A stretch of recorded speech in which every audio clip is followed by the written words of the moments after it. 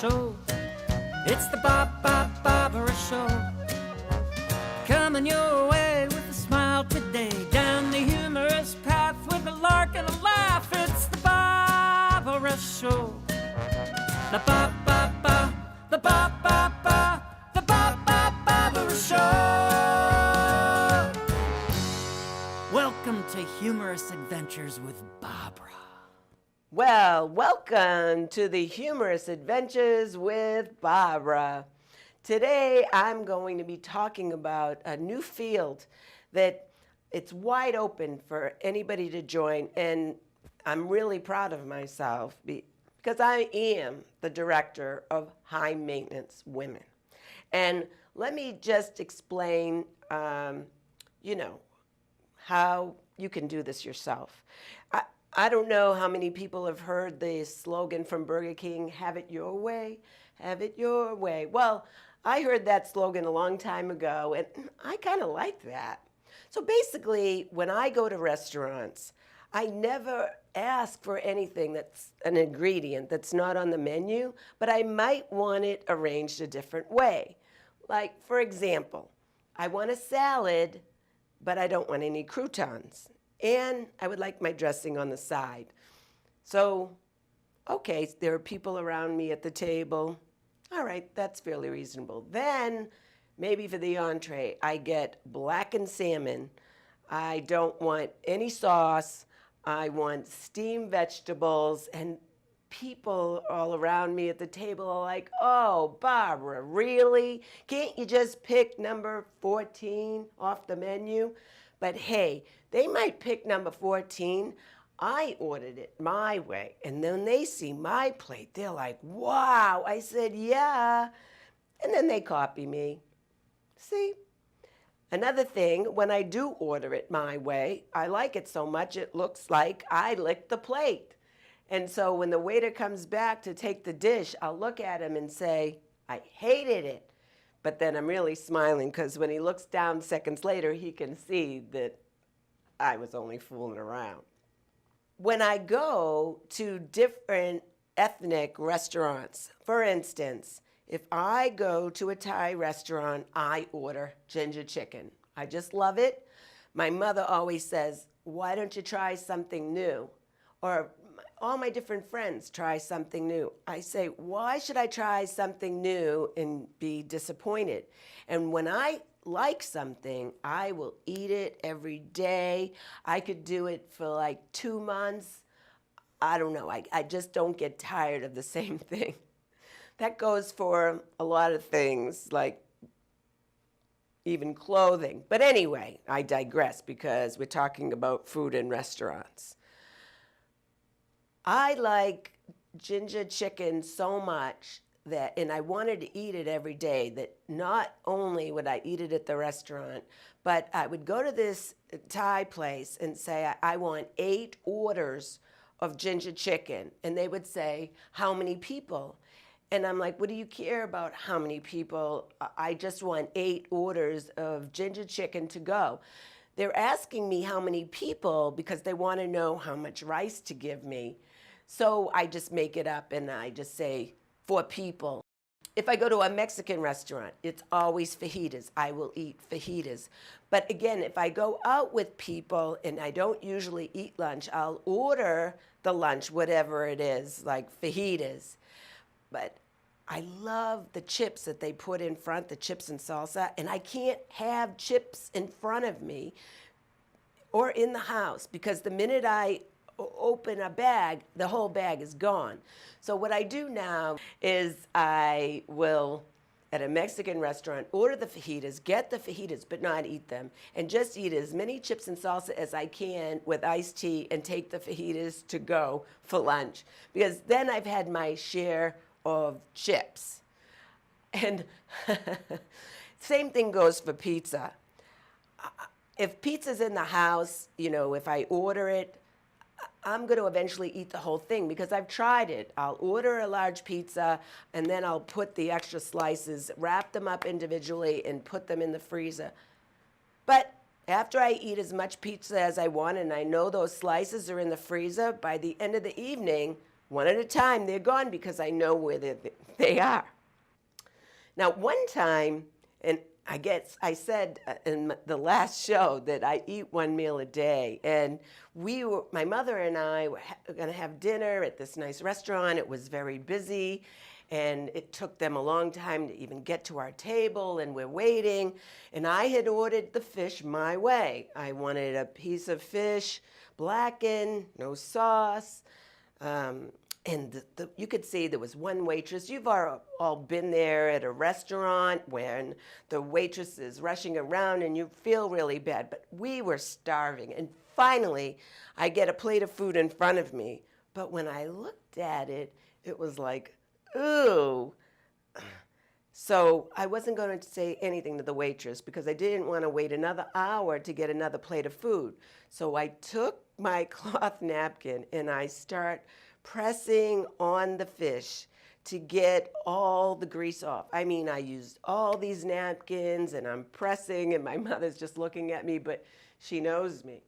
Finally get the fish just the way I like it, dry piece of fish, when the waitress comes out of nowhere, takes my plate and puts the plate really that I ordered in front of me, and then the plate that I just mashed the fish to this other guy down the row. And I was like, my mother and I are, uh-oh, because obviously this guy was expecting the fish with the sauce and everything else, and now he's got this dry piece of cardboard. But what could I do? What could I say at that point?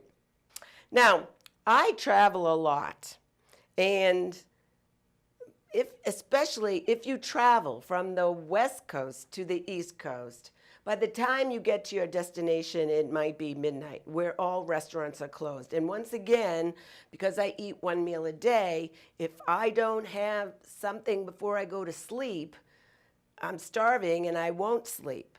So this would be an average type of thing that I would do. Let's say I'm flying from San Francisco to Boston.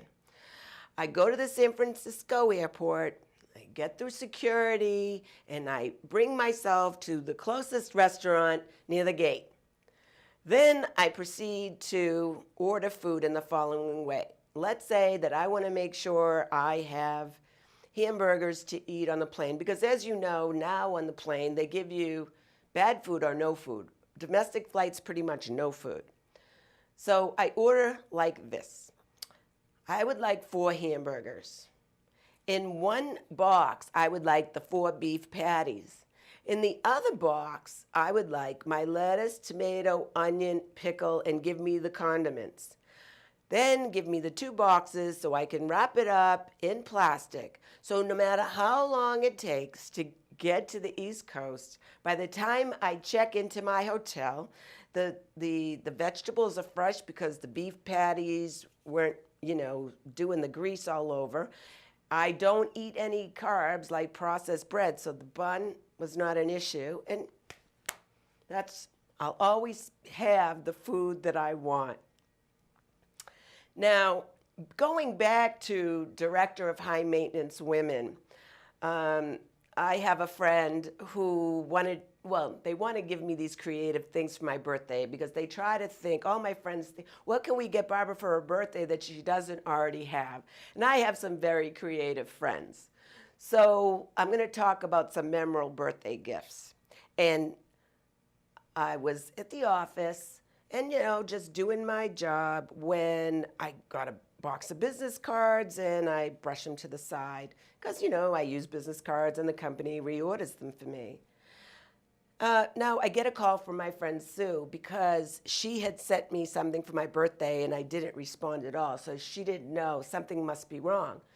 I don't work with Sue anymore. She was a former colleague, friend, and she said, did you get a new box of business cards? And I said, yeah, but why would you care? I'm not even working with you now. She goes, did you look at the new box of birthday cards? I said, no.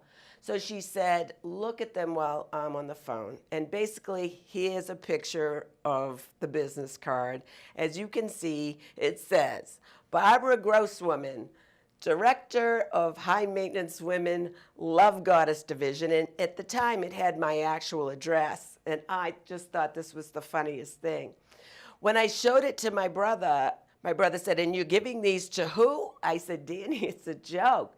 But now I can give it to anybody because my actual address, it is different. And I thought that was such a creative birthday gift. The same friend, very creative once again. I had a big birthday, and I had a whole bunch of people around the table, and everybody was watching me open up the birthday gifts one at a time. And I opened up this birthday gift, and I couldn't get it. I mean, I love kitchen magnets. My mother and I have this thing where wherever we travel, we get a really interesting kitchen magnet for each other. We get the same one, and we give it to each other. So I could see that, my friend knew that I collected kitchen magnets, but I'm looking at these kitchen magnets and I see a baby crying, an alarm clock, and I'm not getting it, but of course I, want to say, "Oh, I love it, and then I start passing it around. She said, "You didn't look at it." Look at it. So they passed me back this whole stack of kitchen magnets, and I look a little closer. And the motto was, things that are loud, a baby crying, an alarm clock, and then there are 2 kitchen magnets of me. Things that are loud. She took a picture of me when I was all dressed up and a picture of me at a trade show. Things that are loud, Barbara. Now, another really memorable birthday gift that really touched my heart was my mother, for whatever reason, and as you know, I've told you that I know truly what unconditional love is, but my mother wanted to feel guilty about something. I think I was about, 21 at the time, and she said to me, "Did I ever not give you something? Did I, harm your psyche in any way?" And I thought, oh, this is just too funny. But she wanted something. I had to give her something. So I said, "Well, actually, my name is Barbara after all. And when I got dolls, you gave me Barbette, Chatty Cathy, Tressie, all these dolls, Midge, but you never gave me a Barbie." She said, "Of course I did." I said, "No, you didn't. You never gave me a Barbie. I had all her friends and cousins and dolls that I wanted, but never a Barbie." So she accepted that, and she didn't say anything. And then a year later, she presents me with a wrapped up oblong box. And I didn't have to open it. And all of a sudden, I'm tearing up and my lower lip is quivering, and she's doing it too, because when I did open it up, I got a Malibu Barbie. So I tell my friend, and the next year, my friend presents me at my birthday a wrapped up oblong box. And I was like, I can't imagine what this is. And when I opened up the box, it was Ken. So now I have Malibu Barbie and Ken in these pristine boxes. And I just have to say, oh, really, really touched my heart in such a way. I just want to say thank you again for joining me on the Humorous Adventures with Barbara.